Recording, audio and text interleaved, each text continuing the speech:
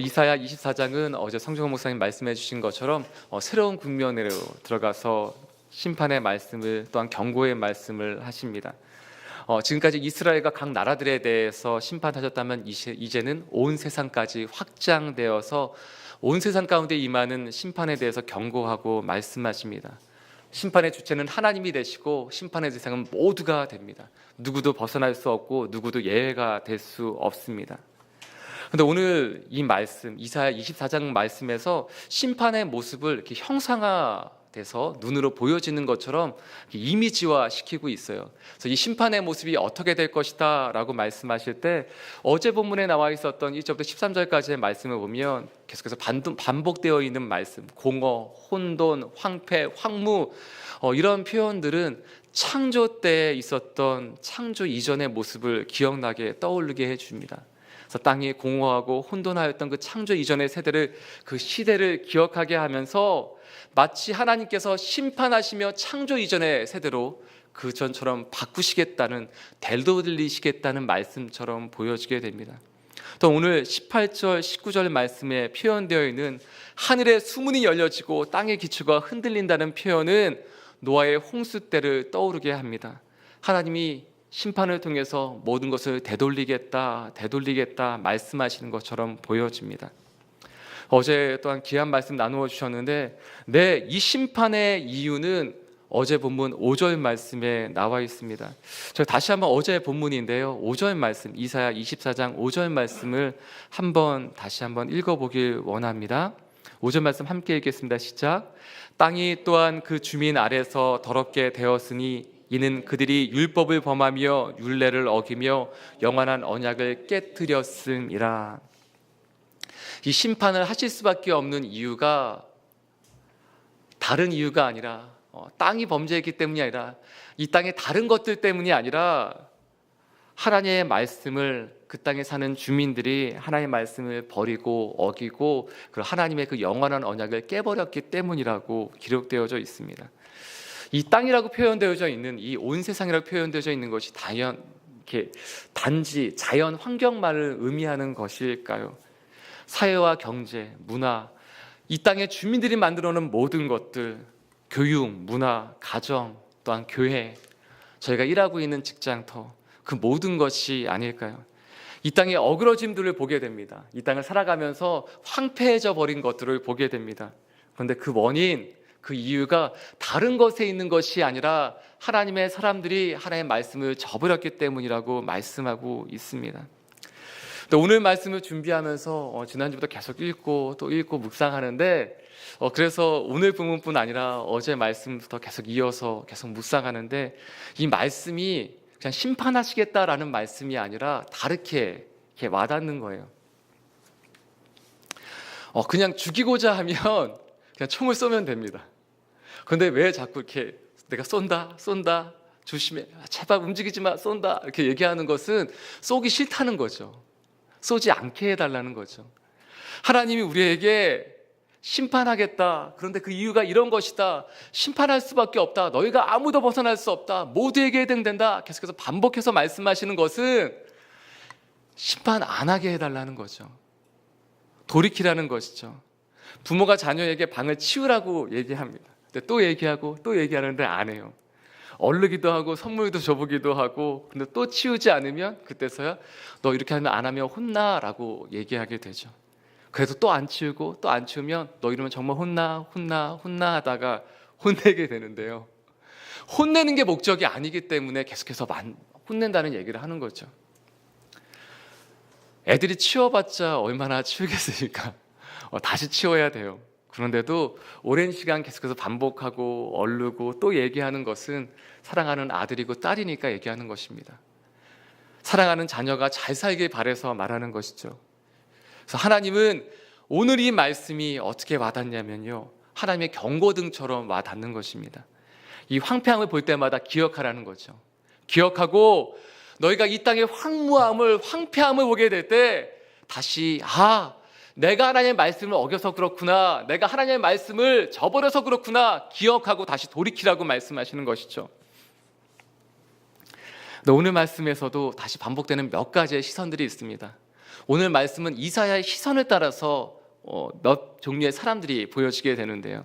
첫 번째는 14절부터 16절 상반절에 나와 있는 남은 자들, 그 심판 가운데서 좀 더 남아 있었던 그 사람들, 그래서 하나님의 영광을 찬양하고 높여드리는 사람들의 모습이 나오게 됩니다. 저희 14절부터 16절까지 말씀을 저희가 함께 봉독하길 원합니다. 시작. 무리가 소리를 높여 부를 것이며 여호와의 위엄으로 말미암아 바다에서부터 크게 외치리니 그러므로 너희가 동방에서 여호와를 영화롭게 하며 바다 모든 섬에서 이스라엘 하나님 여호와 이름을 영화롭게 할 것이라. 땅끝에서부터 노래하는 소리가 우리에게 들리기를 의로우신 이에게 영광을 돌리세 하도다. 여기까지 먼저 읽겠습니다. 남은 자들이 있다는 거예요. 이것은 어제 본문이었던 6절과 13절 말씀에 보여지는 것처럼 그 남은 자들을 의미하는 것 같습니다. 남은 자들이 있어요. 아무도 없이 다 황폐해져서 이제 그곳에도 사람이 없을 것이라 보여졌는데 바로 그곳에서도 하나님을 예배하는 사람들이, 찬양하고 그 영광을 높여드리는 사람들이 있다라고 얘기하고 있습니다. 홀로 있는 것처럼 보일 때에도 남은 사람들이 있습니다. 또 기도하는 사람이 있을까? 또 이 황폐함 가운데 하나님을 예배하고 찾는 사람들이 있을까 할 때 하나님 우리 가운데 소망의 말씀을 주시는 것은 남은 자들이 있다, 너 혼자가 아니다 라고 말씀하시는 것입니다. 엘리야가 아무도 없습니다, 나 혼자뿐입니다 라고 고백할 때 아니다, 믿음의 바알에게 무릎 꿇지 않은 7천 명의 사람들이 있다라고 알려주시는 것처럼 남은 자들이 있다라고 말씀해 주십니다. 이곳에서도 혼자 기도하는 것이 아니라 남은 자들이 있죠. 함께 기도하는 사람들이 있죠. 우리 가정에서도 우리 가문에는 아무도 없는 것 같습니다, 나 혼자 기도하는 것 같습니다. 그런데 바로 그때 함께 기도하는 가족을 세워주실 것입니다. 하나님 그렇게 우리 가운데 역사하시는 분이십니다. 아멘. 저도 어렸을 때부터 이렇게 혼자 이렇게 교회를 다니는 것처럼 보였어요. 그런데 저희 외할머니가 계시더라고요. 함께 기도하는 분이 계시더라고요. 함께 하나님의 말씀을 붙들고 우리 가족을 위해 기도하는 분이 계시더라고요. 혹시 가정에서 홀로 기도하는 분이 계십니까? 아니요, 여러분의 가정 가운데 숨겨진 믿음의 사람들이 있을 것입니다. 심지어는 저의 처가는, 저희 아내의 가족은 교회 다니는 분이 없는 줄 알았어요. 그런데 놀라운 것은 결혼하고 한참 뒤에 한 것은 저희 장모님도 신학을 하시려고 했었다는, 저희 장모님이 교회를 그냥 안 다니시는 걸로만 알았는데 그것이 이제 이렇게 결혼하시면서, 근데 그 이전부터 믿음과 또한 신앙이 있으셨던 것들을 기억하게 되더라고요. 보게 되더라고요. 아, 그렇다면 저희 아내가 저희 가족을 위해서, 저희 처가를 위해서 홀로 기도했던 것이 아니었구나. 아, 기도했었던 기도가 있었구나. 사랑하는 여러분, 혼자 기도하지 않습니다. 하나님께서 함께 기도할 수 있는 믿음의 사람들을 남겨두셨습니다. 그리고 여러분의 가정뿐만 아니라, 여러분의 가족이 아니라면 여러분 주변에서 여러분의 가족을 위하여 또한 기도하고 있는 분들이 있을 것입니다. 그래서 하나님이 그 말씀을, 또한 그 기도를, 그 언약을 반드시 이루실 것입니다. 그래서 마지막에 그 영광의 날에 하나님을 찬양하고 하나님 높여드리는 일이 있을 것입니다. 그때 저와 여러분도, 또 우리 가족들도, 우리 소중한 분들도 함께 하나님을 찬양하는 그 축복 있기를 이 시간 선포합니다. 아멘. 또 16절부터 저희가 20절까지의 말씀을 보면 그 심판이 아무도 벗어날 수 없는 것을 보여주게 됩니다. 이사야의 시선이 심판 가운데 남아있는 자들 가운데 향하여 있다가 그 시선이 옮겨지게 됩니다. 그것을 16절 하반절 말씀에 이렇게 기록하고 있습니다. 그러나 나는 이르기를 나는 세잔하였고 나는 세잔하였으니 내게 화가 있도다. 배신자들은 배신하고 배신자들이 크게 배신하였도다. 이것은 계속해서 반복하면서 그것이 얼마나 가중한지 보여주고 있습니다. 이사야의 시선이 옮겨갔어요. 그것은 이 심판에서 아무도 벗어날 수 없는 것에 대해서 남은 자들이 있지만 그럼에도 불구하고 이 심판을 받는 사람들에 대해서 이사야의 시선이 옮겨갔기 때문입니다.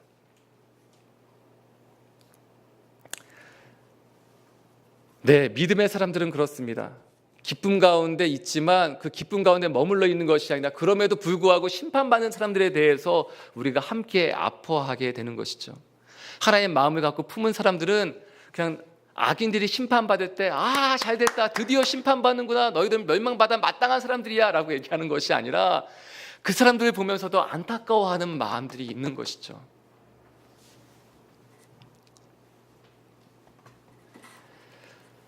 제가 살아가면서 저희 가운데 이렇게 제약을 범하는 사람들, 심하게 대하는 사람들이 있을 때 오히려 그 사람들이 당할 심판을 기억하며 오히려 안타까워하고 그들을 위해서 중보하는 마음이 하나님의 사람들 가운데 있는 것이죠. 그러한 축복이, 그러한 마음이, 하나님 아버지의 마음이 저와 여러분들 가운데 날마다 부어지길 이 시간 고백하고 선포합니다.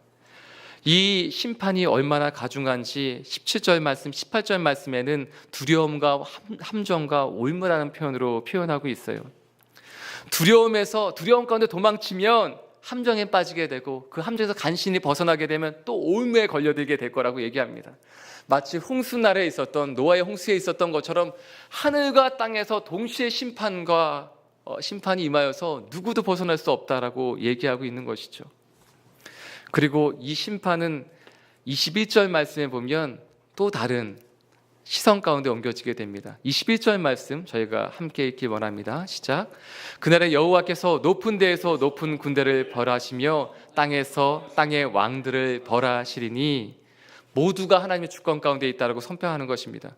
이 땅에 있는 권세 잡은 자들뿐만 아니라 높은 데에서 높은 권세를 잡은 자들까지 모두가 심판의 대상이라고 얘기하고 있는 것입니다. 이것이 놀라운 하나님의 관점이에요.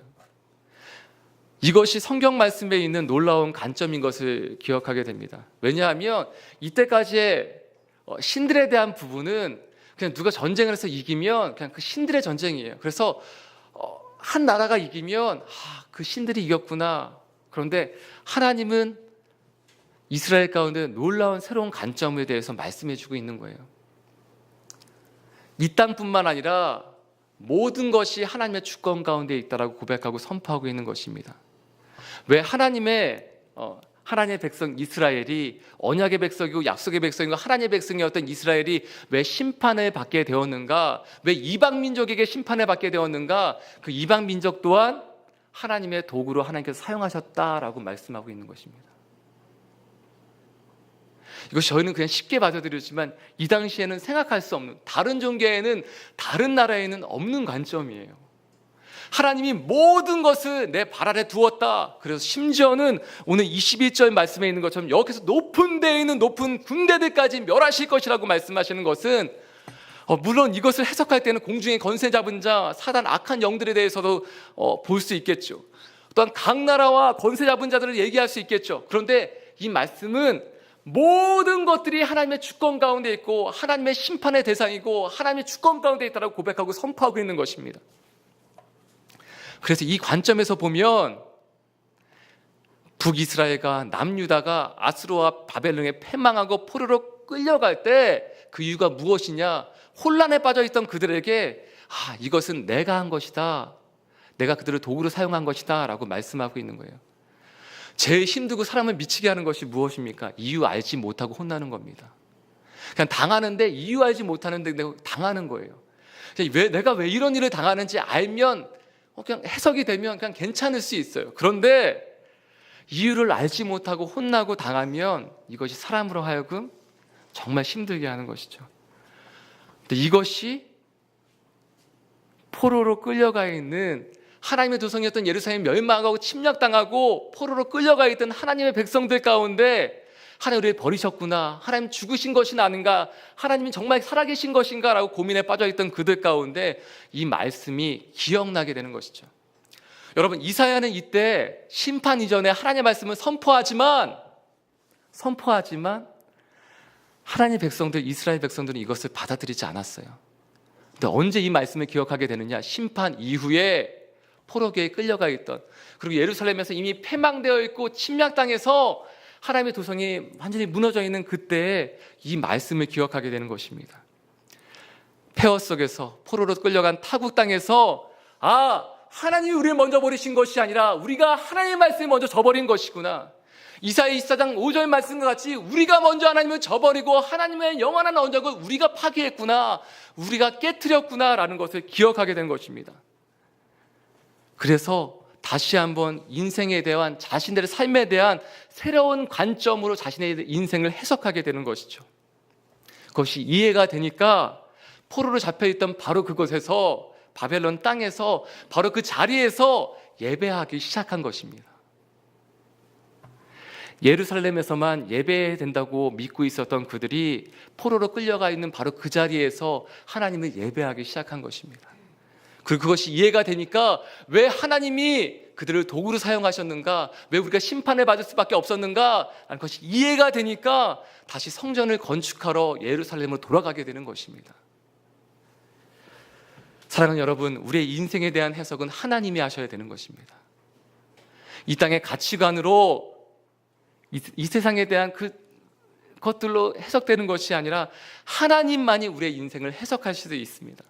우리의 인생은 하나님과의 관계에서 결정되는 것이기 때문입니다.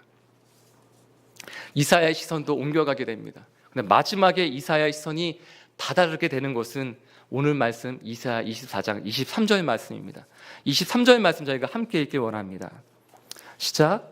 그때 달이 수치를 당하고 해가 부끄러워하리니 이는 만군의 여호와께서 시온산과 예루살렘에서 왕이 되시고 그 장로들 앞에서 영광을 나타내실 것임이라. 아멘. 이제 마지막으로 그의 시선이 다다르게 된 것은 하나님의 영광이에요. 왜 달이 수치를 당하고 해가 부끄러워한다고 표현하고 있습니까? 해와 달이 필요 없어졌기 때문입니다. 해와 달이 더 이상 빛을 낼 필요가 없어졌기 때문이에요. 요한계시록 21장 23절 말씀에 이렇게 기록되어져 있습니다. 마지막 그때에는 그 성은 해나 달의 비침이 쓸데없으니 이는 하나님의 영광이 비치고 어린 양이 그들의 등불이 될 것임이라. 하나님의 영광이 충만하시기 때문에, 하나님의 그 영광이 충만하시고 어린 양 예수께서 우리의 모든 삶 가운데 등불로 비춰주시기 때문에 다른 빛은 필요 없게 되는 하나님의 영광으로 충만한 그때에 대해서 바라보고 노래하고 있는 것이에요. 이 땅을 바라보던, 심판을 받을 수밖에 없었던 것을 바라보던 이사야의 마지막 시선은 하나님의 영광에 초점을 맞추게 됩니다. 하나님의 향하여 볼 때 우리의 인생이 해석되어지고 우리의 삶이 다시 한번 일어설 수 있게 되는 것입니다. 저희가 가능하다면 고린도전서 2장 1절부터 2절까지의 말씀을 함께 봉독하고 오늘 말씀을 마치기 원합니다. 고린도전서 2장 1절 2절 말씀 저희가 한 목소리로, 저희가 찾으신 분들은 찾으시고요, 자막이 준비되어져 있는데 저희가 한 목소리로 함께 선포하며 이 말씀을 읽기 원합니다. 시작. 형제들아, 내가 너희에게 나아가 하나님의 증거를 전할 때에 말과 지혜의 아름다운 것으로 아니하였나니 내가 너희 중에서 예수 그리스도와 그가 십자가에 못 박히신 것 외에는 아무것도 알지 아니하기로 작정하였음이라. 아멘. 저희의 시선이 어디를 향해야 됩니까? 네, 오늘 사도 바울은 이렇게 권고합니다. 예수 그리스도와 그가 십자가에 못 박히신 것 외에는. 우리의 시선이 어디를 향해야 됩니까? 하나님의 영광입니다. 마지막 그날 우리가 영원토록 예배할 바로 그분 하나님, 그리고 우리를 위하여 이 땅 가운데서 생명을 내어주신, 그리고 우리 살게 하신 예수 그리스도, 그분의 십자가, 그것을 붙들고 그것을 바라보며 나아갈 때 우리의 인생이 해석되어지고 또한 우리의 인생을 다시 한번 제대로 바라볼 수 있게 되는 것입니다. 이 땅은 왜 이런가? 내 인생은 왜 이런가? 하나님 안에서 바라볼 때 해석되어질 수 있습니다. 이 땅의 가치관으로, 이 땅의 재물관으로, 또한 이 땅의 명예관으로 우리의 자신의 인생을 해석하는 것이 아니라 하나님이 바라보는 그 관점으로, 하나님이 나를 바라보시는 바로 그 눈으로 바라볼 때 우리의 인생이 제대로 해석되어질 수 있는 것입니다. 그리고 오늘 다시 한번 예배의 자리로, 하나님의 영광을 바라볼 수 있는 그 자리로 나아갈 수 있게 되는 것입니다.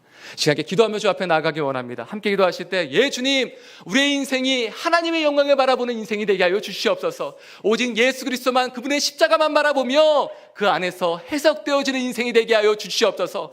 하나님, 다른 것을 바라보며 나아가는 것이 아니라, 하나님, 왜 나의 삶은 이런가?